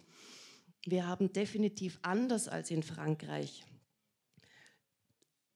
definitiv noch verstärkte patriarchale Züge, die immer dann greifend werden, wenn eine Frau ein Kind gebiert. Das ist in Frankreich, sind sie da schon viele Jahrzehnte uns voraus. Das ist in Österreich definitiv eine Armutsfalle. Das ist in Frankreich nicht der Fall. Das ist bei uns so. Deswegen sage ich, die patriarchalen Strukturen sind in Österreich noch wesentlich stärker als in Frankreich. Und Time's Up hat genau versucht zu erklären durch die Time's Up-Bewegung, was man verändern müsste, damit MeToo nicht mehr notwendig ist. Und da ging es weder um Sex noch um Crime, da ging es um Fakten, um politische Arbeit, eventuell auch um zu überlegen, wie gehen wir mit unseren Steuergeldern um. Das war nicht sexy, deswegen ist die Time-Up-Bewegung absolut erfolglos gewesen. So, nur ganz kurz, bevor ich auf die österreichische Situation noch weiter Bezug nehme. Das mit der Kunst, dieser Diskurs war auch in Österreich sehr stark. Darf man, wie war das mit Schiele und so weiter, muss man Kunst jetzt abhängen? Ich habe immer schon gesagt, das ist ein vollkommener Quatsch, Kunst abzuhängen, aber man kann eventuell die Kunst, die dort hängt, thematisieren. Man kann in Broschüren, die man druckt, in Ausstellungskatalogen, thematisieren, zum Beispiel, dass der Picasso hervorragende Bilder gemalt hat, aber sich gegenüber Frauen wirklich Arsch verhalten hat. Aber das kann man ja ansprechen, kann man ja thematisieren. Und vor allen Dingen wäre mein Ansatz zu sagen, okay, die letzten Jahrhunderte Kulturgeschichte waren definitiv in Männerhänden. Jetzt nehmen wir ganz einfach Kulturförderungen in die Hand und schauen, dass wir da aufholen, indem wir mehr Frauen, die ja immer schon gleich gut gemalt und gezeichnet haben wie Männer, um die endlich vor den Vorhang zu heben. Also Bilder bitte hängen lassen, aber bitte Frauen ab jetzt vor den Vorhang, weil da gibt es definitiv mehrere Jahrhunderte Aufholbedarf. Das ist meine Haltung dazu. Nur ein ganz kurzer Exkurs für Sie. Wir sind jetzt gerade in Österreich. Wir haben einen massiven Rechtsruck hinter uns und befinden uns immer noch darin. Und ein kleines Geheimnis von diesem österreichischen Rechtsruck ist folgender. Es ist in den österreichischen Rechten gelungen, wichtige Frauenthemen zu instrumentalisieren. Der FPÖ waren Frauenrechte immer völlig wurscht. Die haben immer gegen alles gestimmt, was den Frauen das Leben leichter gemacht hätte, sowohl auf europäischer Ebene als auch auf österreichischer Ebene. Und wir kennen das Datum, ab dem sich das geändert hat. Und das war der 1. Jänner 2016. Ab dem 1. Jänner 2016 hat die FPÖ Frauenrechte für sich entdeckt. Das war der Tag nach Köln. Und da hat die FPÖ entdeckt, mit Frauenrechten können wir den Fremdenhass potenzieren. Und zwar, wenn wir jetzt auch von der Diktatur der Gefühle reden, auf einem sehr niederschwelligen, sehr am emotionsgeladenen Niveau, was der Boulevard in Österreich sehr gerne aufgegriffen hat, weil wir wissen, Sex sells. Und ich gehe so weit zu sagen, wenn das die Rechte nicht erkannt hätte und wenn die Rechte Frauenrechte nicht instrumentalisiert hätte, hätten wir jetzt nicht eine türkisblaue Regierung, weil es niederschwellig sehr gut gelungen ist zu sagen, ja, die Flüchtlinge, die zu uns gekommen sind, die vergewaltigen die Frauen, die grapschen, bla bla bla. Und es ist ihnen auch gelungen zu vermitteln, das hat es bei uns so nie gegeben und das ist ein Import von außen und den müssen wir stoppen, wir müssen unsere Frauen quasi retten. Frei nach dem Motto, unsere Frauen vergewaltigen wir schon noch selber. So, in dieser Stimmung, also da habe ich mir große Sorgen gemacht, wenn ich mir gedacht habe, wie kann das sein, dass wirklich wichtige feministische Themen, dass die so gedreht werden können. Und da habe ich mir dann noch einmal größere Sorgen gemacht, wie unsere politische Bewegung am Höhepunkt der MeToo-Debatte in Österreich dann direkt getroffen hat mit Anschuldigungen gegen Peter Pilz, die nach wie vor sehr unangenehm im Raum stehen. Aus folgendem Grund. Ein halbes Jahr lang ist bei jeder Erwähnung seines Namens mantraartig wiederholt worden, warum er auf sein Mandat vorerst verzichtet hat. Das war jeden Tag ein Stempel, bla bla bla bla. Und was dann vollkommen untergegangen ist, und es ist mir sehr wichtig, das am heutigen Abend zu sagen, damit Sie das auch tatsächlich erfahren, ich gehe davon aus, dass Sie das eventuell nicht wissen, das ist, dass die Staatsanwaltschaft die ganze Sache nicht nur fallen gelassen hat, weil sie verjährt war. Nein, der Peter Pilz ist nicht einmal geladen worden, weil die Staatsanwältin, die sich das ganz genau angeschaut hat, weil es sich um einen politischen Promi gehandelt hat, weil sie der Meinung war, das ist so dünn, ich wüsste nicht, warum ich sie befragen sollte. Und die Frau in Alpbach, die den Fall überhaupt nicht in die Öffentlichkeit bringen wollte, ja, das haben 2 Männer getan, danke dafür, die hat wortwörtlich unter Wahrheitspflicht bei der Staatsanwaltschaft gesagt, es war Konflikt, okay, aber es war nichts Sexuelles. Haben wir diese Headline gehabt? Ist das groß breitgetreten worden in den Medien? Wir erinnern uns an das Mantra ein halbes Jahr lang in jeder Zeitung, bei jedem Artikel. Nein, das war ganz ein kleiner Absatz. Irgendwo habe ich es gelesen, zufälligerweise. Das war's dann. Deswegen wiederhole ich diesen Satz.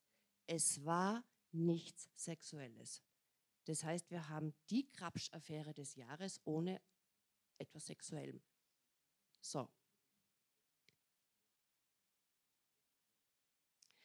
Nur ganz nebenbei, Ich habe mir in der Vorbereitung auf diese Veranstaltung heute noch einmal durchgelesen, mehrere Artikel, und habe mich wieder erinnert an gewisse Details. Es sind tatsächlich bei dieser Geschichte, die da im Herbst 2017 passiert ist, tatsächlich Vertreter und Vertreterinnen aller Parteien mit involviert gewesen. Tatsächlich alle Parteien.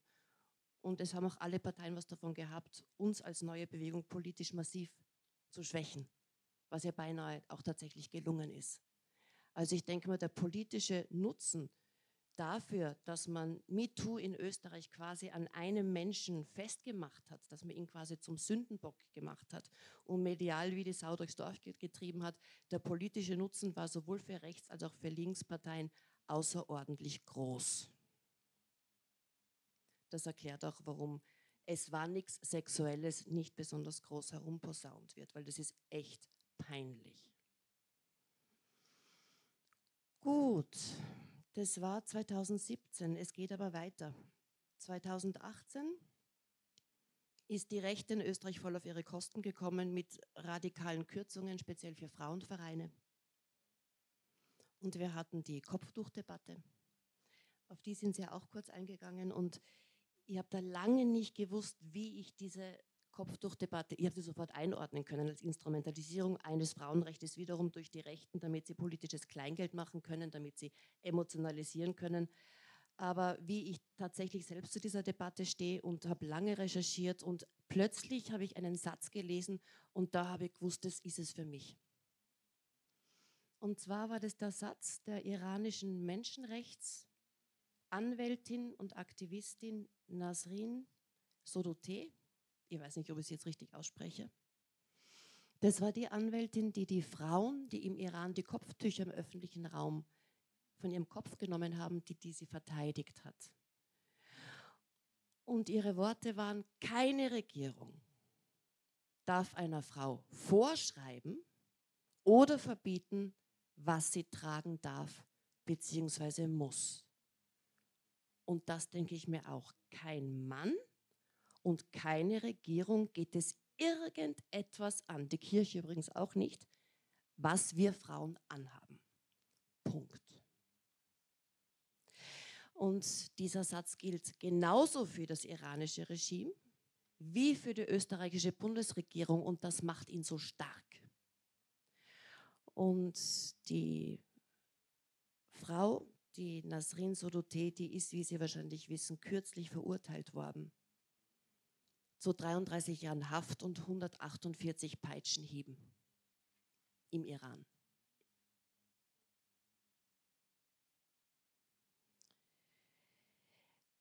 Ganz abschließend möchte ich noch auf die Margaret Atwood hinweisen. Ich habe das damals, wie ich einfach abgewartet habe, was die Staatsanwaltschaft zum Fall Pilz sagen wird, wie da das Urteil sein wird, habe ich natürlich sehr viel recherchiert, viele Zeitungsartikel durchgelesen. Ich war quasi durch meine Funktion als Frauensprecherin bei der Liste Pilz, wie sie damals noch geheißen hat, gezwungen, die Sache ernst zu nehmen, nicht mit dem Strom zu schwingen, mir eine eigene Meinung zu machen. Und da bin ich auf die Margaret Atwood gestoßen. Die Margaret Atwood hat immerhin A Handmaid's Tale geschrieben. Ich meine, das ist ja durchaus ein feministisches Buch, eine hervorragende Serie, eine meiner Lieblingsserien und auch eine der Lieblingsserien meiner Töchter. Und die Margaret Atwood hat beobachtet, dass ein Professor an der University of British Columbia aufgrund bloßer Belästigungsvorwürfe entlassen worden ist. Und bevor ihm die Vorwürfe offenbart wurden, musste er eine Verschwiegenheitserklärung unterschreiben, die ihn daran hinderte, sich gegen diese Vorwürfe in den Medien zu verteidigen. Das hat er nur vor Gericht können, und vor Gericht ist er nach der Anhörung von mehreren Zeugen entlastet worden, weil herausgekommen ist, dass die behaupteten sexuellen Übergriffe, dass er die nicht begangen hat. Aber da war er schon den Job los, seinen Ruf und so weiter und so weiter. Und da hat sie Sätze geschrieben, die sehr viel von dem wiedergeben, was Sie auch beschrieben haben in Ihrem Diskurs. Ich möchte ganz kurz vorlesen. Und ich möchte noch einmal betonen, MeToo ist wichtig. Aber es ist nicht nur wichtig, das Licht von MeToo zu sehen, sondern auch die Schattenseiten. Und die Schattenseiten sind definitiv Vorverurteilungen im Netz, bevor der Rechtsstaat greifen kann. Margaret Atwood schreibt, Vorverurteilungen ähneln strukturell den Hexenprozessen, bei denen die Schuld aufgrund der rechtsstaatsuntauglichen Regeln der Beweisführung bereits mit der Anklage feststehen. Dieses Phänomen zieht sich durch die Weltgeschichte. Der Tugendterror tritt dann auf, wenn es nach dem Versprechen einer besseren Welt nicht so läuft wie geplant. Werden die Institutionen eines Rechtsstaats durch kulturell verfestigte Lynchmob-Gewohnheiten ersetzt, dann entscheiden Extremisten, aus deren Ideologie eine Religion wird, und die jeden, der ihren Sichtweisen nicht folgt, wie eine Marionette an ihren Fäden oder als Verräter betrachten. Und für diese Sätze ist sie als linke Feministin, die es gewagt hat, zu sagen, bitte wartet erst das Gerichtsurteil ab, bevor ihr über ihn urteilt. Einer linken Feministin also, die gewagt hat, sich hinter einen Mann zu stellen, das hat ausgereicht, sie als schlechte Feministin zu bezeichnen. Und es sind wirklich beunruhigende Zeiten, in denen so etwas möglich ist, wo man den Feminismus dem Rechtsstaat gegenüberstellt und man immer mal wieder in der Situation ist, sich zwischen dem einen und dem anderen zu entscheiden.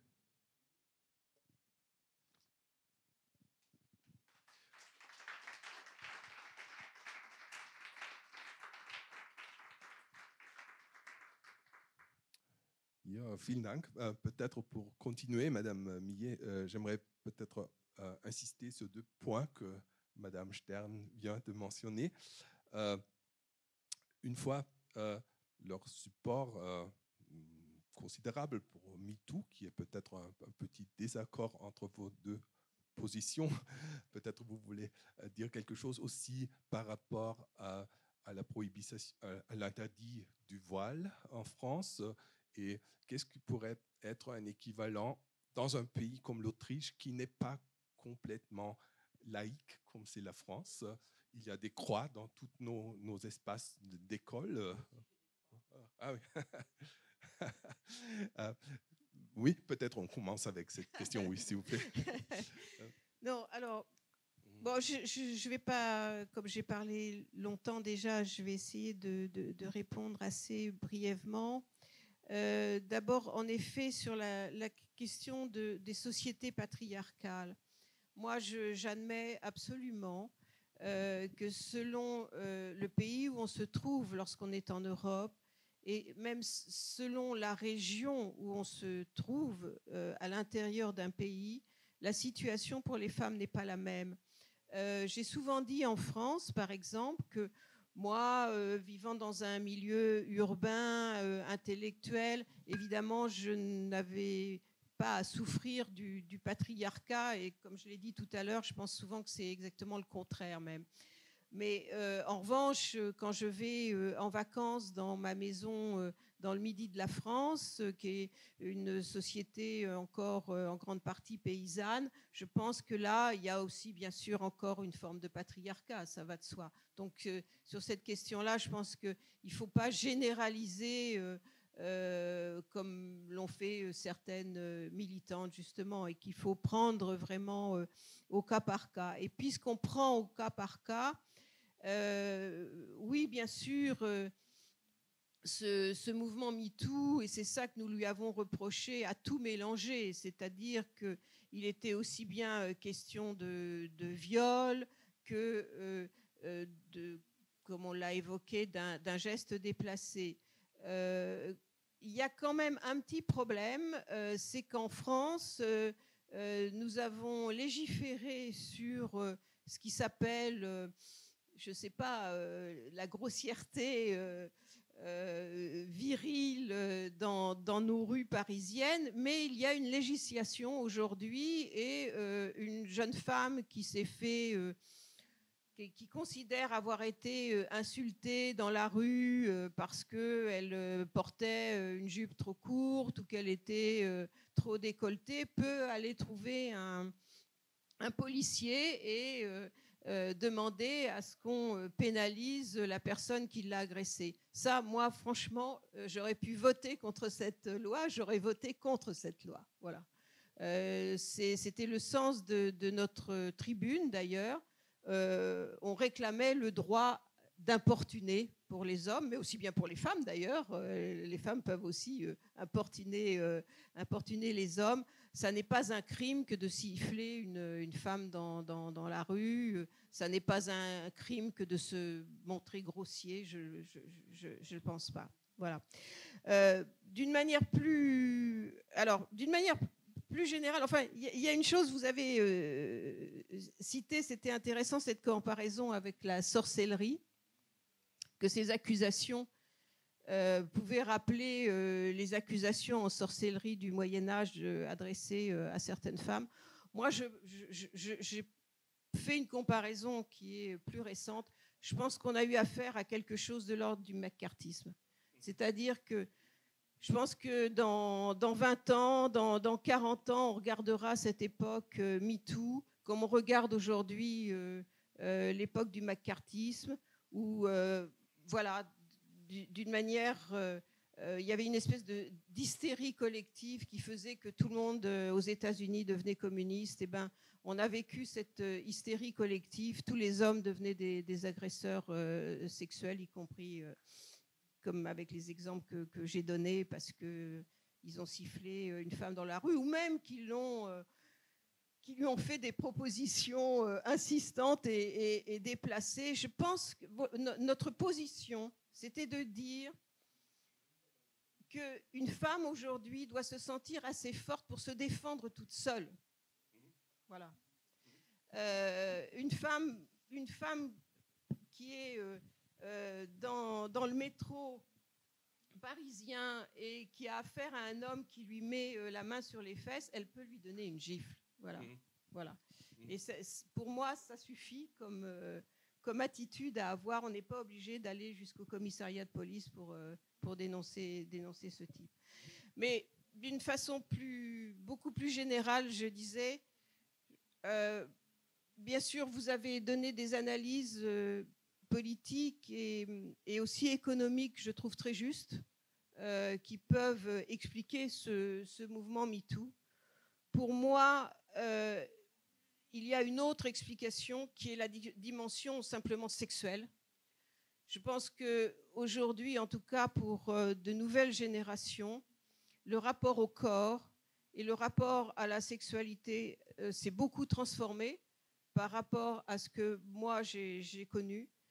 Je pense qu'il y a aujourd'hui une sacralisation du corps, sacralisation au sens propre, c'est-à-dire l'objet qu'on ne regarde pas, l'objet qu'on ne touche pas.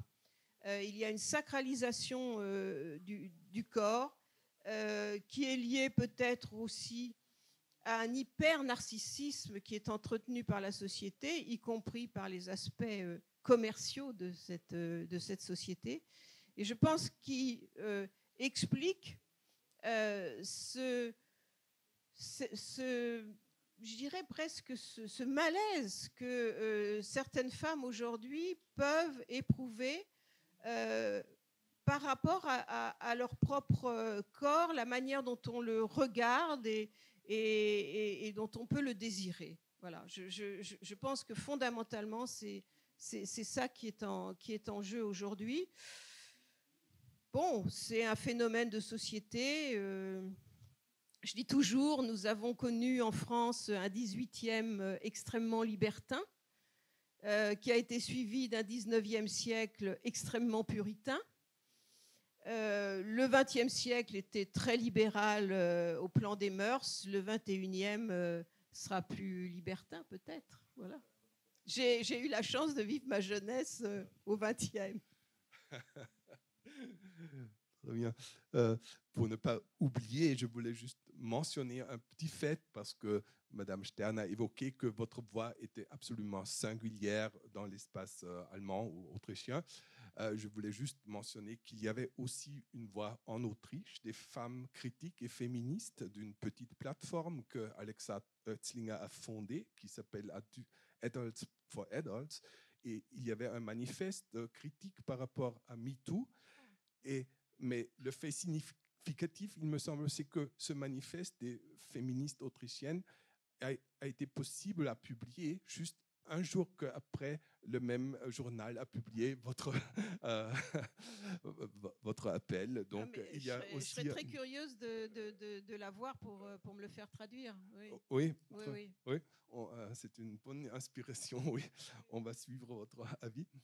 Bon, pour peut-être déplacer notre débat un peu sur le plan, sur l'étalon plus large, je voulais vous proposer la question, n'y a-t-il aussi une chose néolibérale, typiquement néolibérale dans cette lutte? Parce que comme le néolibéralisme a privatisé, par exemple, le transport public, n'est-il pas aussi vrai que le néolibéralisme a aussi privatisé les mœurs? Donc, en proposant qu'il n'y a pas un étendard général des comportements communs, des biens communs, mais au contraire, il y a seulement le sentiment privé et revendiquer que l'espace public doit être géré par rapport à la norme du plus sensitif, disons. Du plus sensitif, du plus sensible.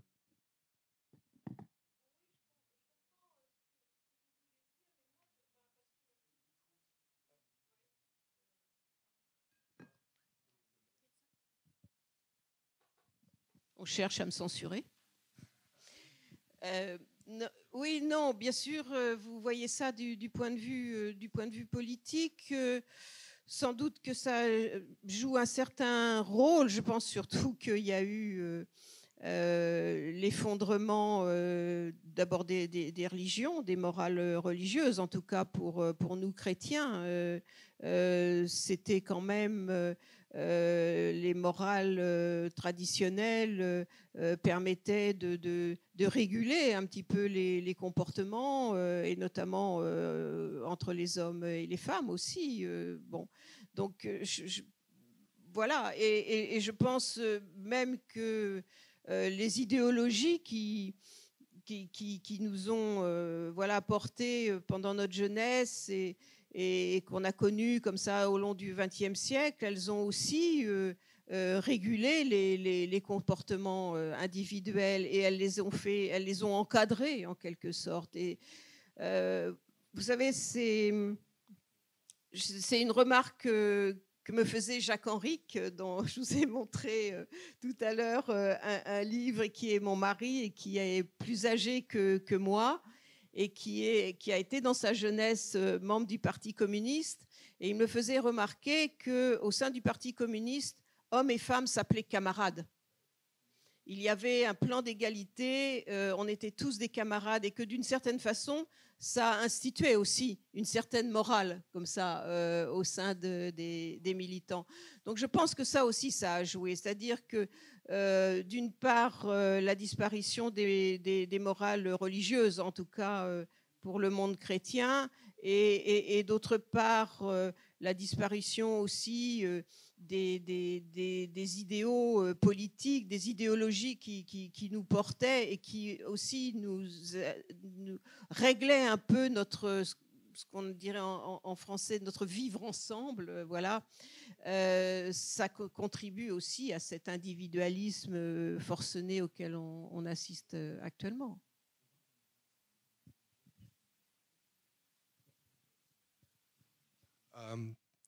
Je pense que c'est vielleicht übergeben wir aber jetzt kurz das Mikrofon nach dem Saal. Ich glaube, sonst laufen wir mit der Zeit aus und man wirft uns wieder vor, dass wir keine öffentlichen Fragen zugelassen haben, auch wenn wir das getan haben. Ja, aber die Zeitungen sind da anscheinend nicht immer ganz so genau mit der Wahrheit. Dann darf ich Sie bitten, gibt es Fragen im Saal? Haben wir schon Saal fragen, sonst würde... Ja, bitte. An Sie, Frau Stern, eine Frage. Sehen Sie das mit dem Schleiertragen für Kinder im Kindergarten, in Pflichtschulen genauso wie bei den Frauen, dass der Staat sich da nicht einmischen soll?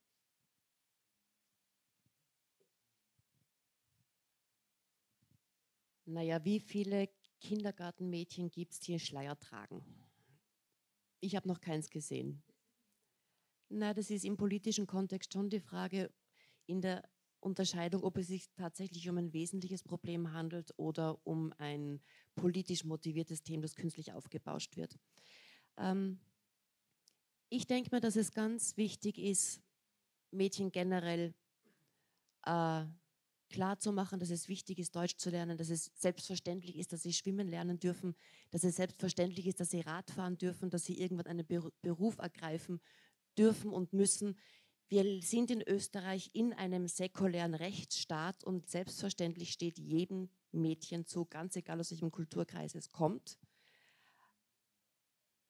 Deutsch zu lernen, einen Beruf zu ergreifen, zu heiraten, wen es will, nicht beschnitten zu werden und so weiter und so weiter. Es darf auch nicht zwangsverheiratet werden und so weiter. Und das müssen wir als säkulärer Rechtsstaat selbstverständlich auch gewährleisten. Und da ist mein Ansatz nicht der, verbiete ich jetzt einem Kindergartenkind ein Kopftuch, wo wir nicht wissen, wie viele Kinder gibt es überhaupt. Sind es jetzt 5, sind es 15? Wir wissen es nicht. Was wir aber sehr wohl wissen, ist, dass es Indoktrinierungen gibt in den Moscheen, genauso wie noch vor wenigen Jahrzehnten in diversen Kirchen. Das wissen wir. Und das wäre eventuell der Ansatz, da ganz genau hinzuschauen und zu sagen, sehr geehrter Herr Imam,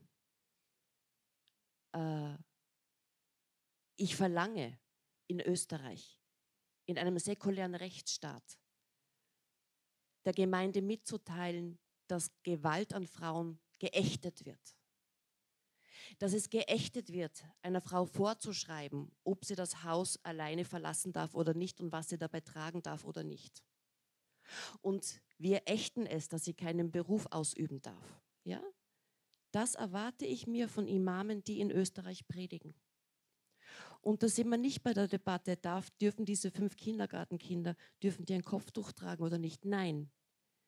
Das setzt bei der Wurzel an, klar zu machen, wo wir hier sind.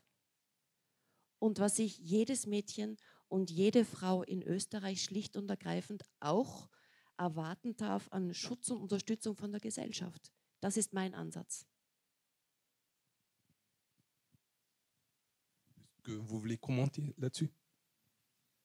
Non, vous m'avez posé la question tout à l'heure et je n'ai pas répondu tout de suite pour ce qu'il en était de la loi sur le voile en France.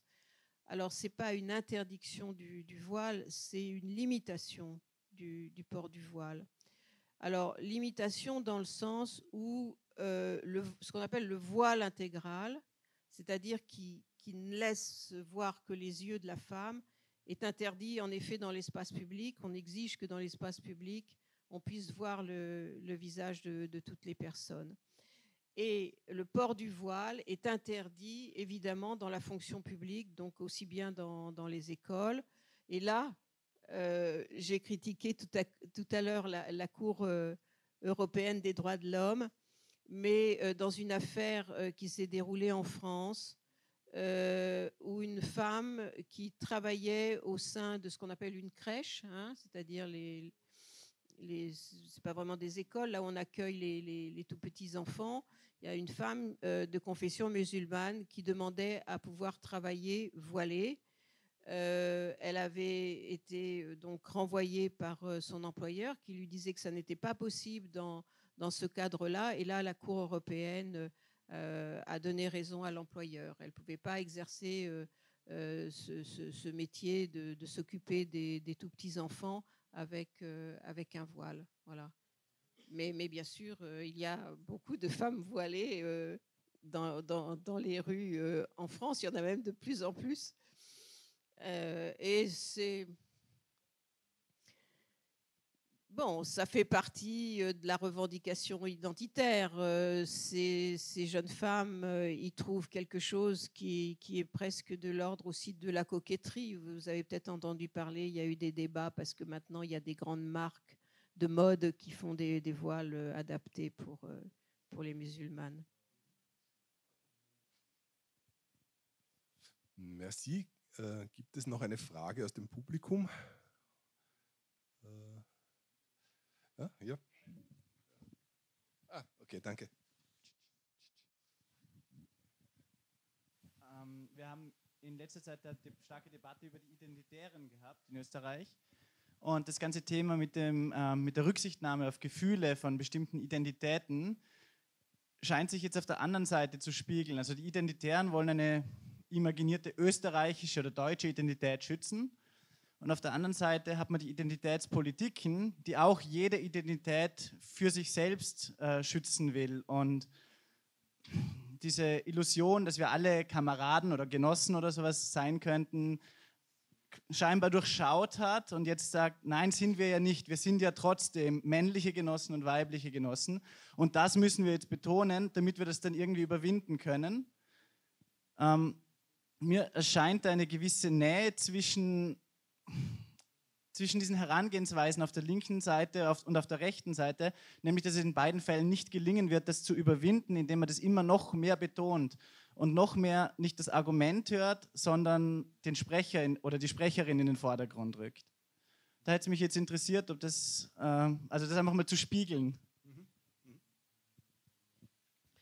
Das finde ich sehr spannend und das kann man ja jahrelang so machen und die Fronten verhärten sich und die Blasen verhärten sich und nachdem ja alles auf einer sehr emotionalen Ebene sich bewegt, wo auch immer mehr die niedrigsten Triebe angesprochen werden, nur ganz kurz zum Kopftuch, ja, allein die Kopftuchdebatte hat bewirkt, dass Frauen und Mädchen in Wien das Kopftuch vom Kopf gerissen wird, dass sie angespuckt werden, dass sie krankenhausreif geschlagen werden. Das ist in Wien bereits Alltag. Es gibt darüber zwar keine polizeilichen Statistiken, aber immer mal wieder hört man es. Das heißt, allein die Debatte hat ausgereicht, dass ein offen ausgelebter Hass gerade gegen die Bevölkerungsgruppe, die die türkisblaue Regierung vermeintlich schützen will, ausgelöst hat, dass sie tatsächlich täglich angegriffen werden. Deswegen nehme ich den Türkisblauen überhaupt nicht ab, dass sie tatsächlich ein Interesse daran haben, Muslimas zu stärken. Das ist dieses System, Frauenrechte zu instrumentalisieren, um den fremden Hass zu bedienen, frei nach dem Motto, unseren täglichen Rassismus gib uns heute. Leider. Ich denke, dass das System deswegen auch so erfolgreich ist, beziehungsweise auch so befeuert wird, weil es wunderbar davon ablenkt. Und deswegen war mir mein erster Satz so wichtig, und zwar die Finanzkrise 2008. Mittlerweile hat die Mittelschicht berechtigte Angst vor dem Abstieg. Davon liest man relativ wenig in den Medien, es wird relativ wenig debattiert. Dafür werden diese Identitätsprobleme auch hochgespielt, damit es nicht ans Eingemachte geht. Ja? Und wenn wir jetzt schauen, welche Menschen sich in Österreich welche Medienhäuser kaufen wollen, ja, und wer keine Steuern zahlt, dann wissen wir auch, wer kein Interesse daran hat, dass diese wachsende Ungerechtigkeit, diese wachsende Kluft zwischen Arm und Reich, auch in einem der reichsten Länder der Welt wie Österreich, dass bestimmte Menschen schlicht und ergreifend kein Interesse daran haben, dass wir darüber sprechen. Und ich denke mir, diese Befindlichkeitsdebatten, wo das Niveau immer weiter runter sinkt, ja? In der täglichen Differenzierung gehörst du zu denen oder zu denen oder zu denen und niemand mag niemanden, weil sich die Blasen verhärten. Das ist doch hervorragend für diejenigen, die sich nur zurücklehnen müssen und sagen, hups, ja, wissen alle, dass wir keine Steuern zahlen. Wissen wir alle, dass Österreich nur, wie viel, in 5 Familien, alle Medienhäuser gehören 5 Familien, sind, was eine unglaubliche Konzentration ist, die ihresgleichen sucht. Solange sich die da unten streiten, kann uns ja nichts passieren. Und deswegen finde ich diese Befindlichkeitsdebatte auch gefährlich. Und ich habe mich auseinandergesetzt mit Menschen, die am Balkan miterlebt haben, wie sich die Presselandschaft, damals hat es noch kein Internet, Facebook, Twitter und so weiter gegeben, aber definitiv die Medienlandschaft sukzessive über die Jahre immer mehr an Niveau verloren hat, immer mehr die unteren Triebe angesprochen hat. Am Schluss ist in Serbien im Hauptabendprogramm der Porno gelaufen und dann waren die Menschen endlich so weit weg von ihrem rationalen Denken, von ihrer Fähigkeit, sich selbst auch objektiv zu betrachten, die Dinge zu durchschauen, dass sie dann auch so weit waren, aufeinander zu schießen. Deswegen macht mir diese Gesamtentwicklung, egal ob es jetzt um MeToo geht oder die Kopftuchdebatte oder was auch immer, ich mache mir generell Sorgen, weil ich merke, dass die Debatte immer mehr an Niveau verliert und immer mehr an Emotionen gewinnt und das auf einem zunehmend aggressiven Level. Ja, vielen Dank. Ich glaube, das ist ein ganz wichtiger, eine wichtige Positionsnahme. Ich glaube, man könnte sagen, hier unterscheidet sich die Liste jetzt vom gesamten linken Mainstream oder liberalen Mainstream im deutschsprachigen Raum, dass sie sagt, die Identitätspolitiken gehören nicht zu uns und wir müssen darauf schauen, wer hier wirklich für Ungleichheit sorgt und müssen uns die ökonomischen Verhältnisse ansehen. Ich glaube, das ist eine einzigartige Stimme. Übrigens das Manifest, das Catherine Millet unterzeichnet hatte, so hieß ursprünglich auch für eine andere Stimme. Vielleicht um abzuschließen, eine kleine Frage noch an unseren Gast heute Abend, Madame Millet. S'il y a aujourd'hui une dite gauche qui revendique des interdits, est-ce que vous diriez que c'est vraiment une gauche? Ou comment est-ce qu'il faut appeler ce courant politique vraiment?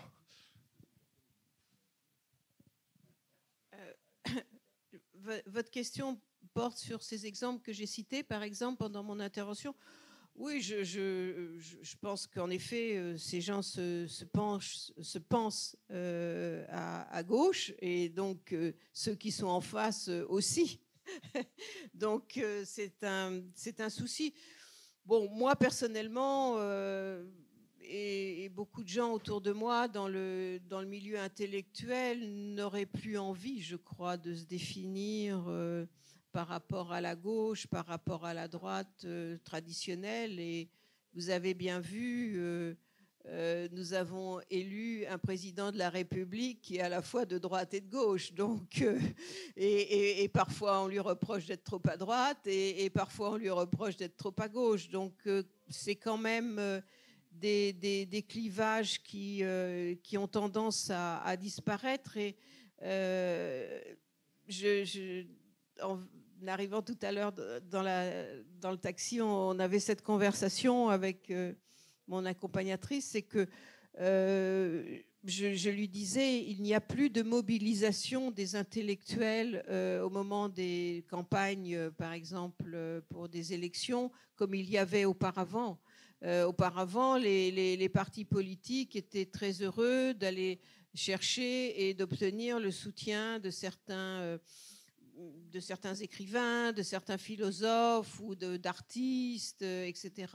Bon, aujourd'hui, cela n'existe plus. Je veux dire, il n'y a plus de... On a l'impression un peu que les intellectuels se sont mis un peu sur le côté, finalement, de cette vie politique dont ils se désintéressent un peu, je dois dire. Oui. Donc, merci beaucoup, Madame Millet. Ich habe leider die traurige Pflicht, den Abend jetzt schon zu beschließen. Es ist ein bisschen wie bei der Tante Jolesch, es ist dann am besten, wenn es ein bisschen zu wenig ist. Vielen herzlichen Dank Ihnen für Ihre Aufmerksamkeit. Vielen Dank, Madame Millet, für Ihr Kommen und für Ihr sehr inspirierendes Statement hier. Vielen Dank, Maria Stern, für die Klarstellungen und interessanten Argumente, die wir gehört haben. Und bitte bleiben Sie auf dem Laufenden. Sie können alle bisherigen und alle zukünftigen Veranstaltungen auch auf YouTube nachhören, falls Sie eine versäumt haben sollten. Nächste Woche, wie gesagt, in Wien Frank Furedi, eine Woche später Salzburg, eine Woche später in Wien dann Chantal Mouffe. Vielen Dank für Ihr Kommen. Schönen Abend.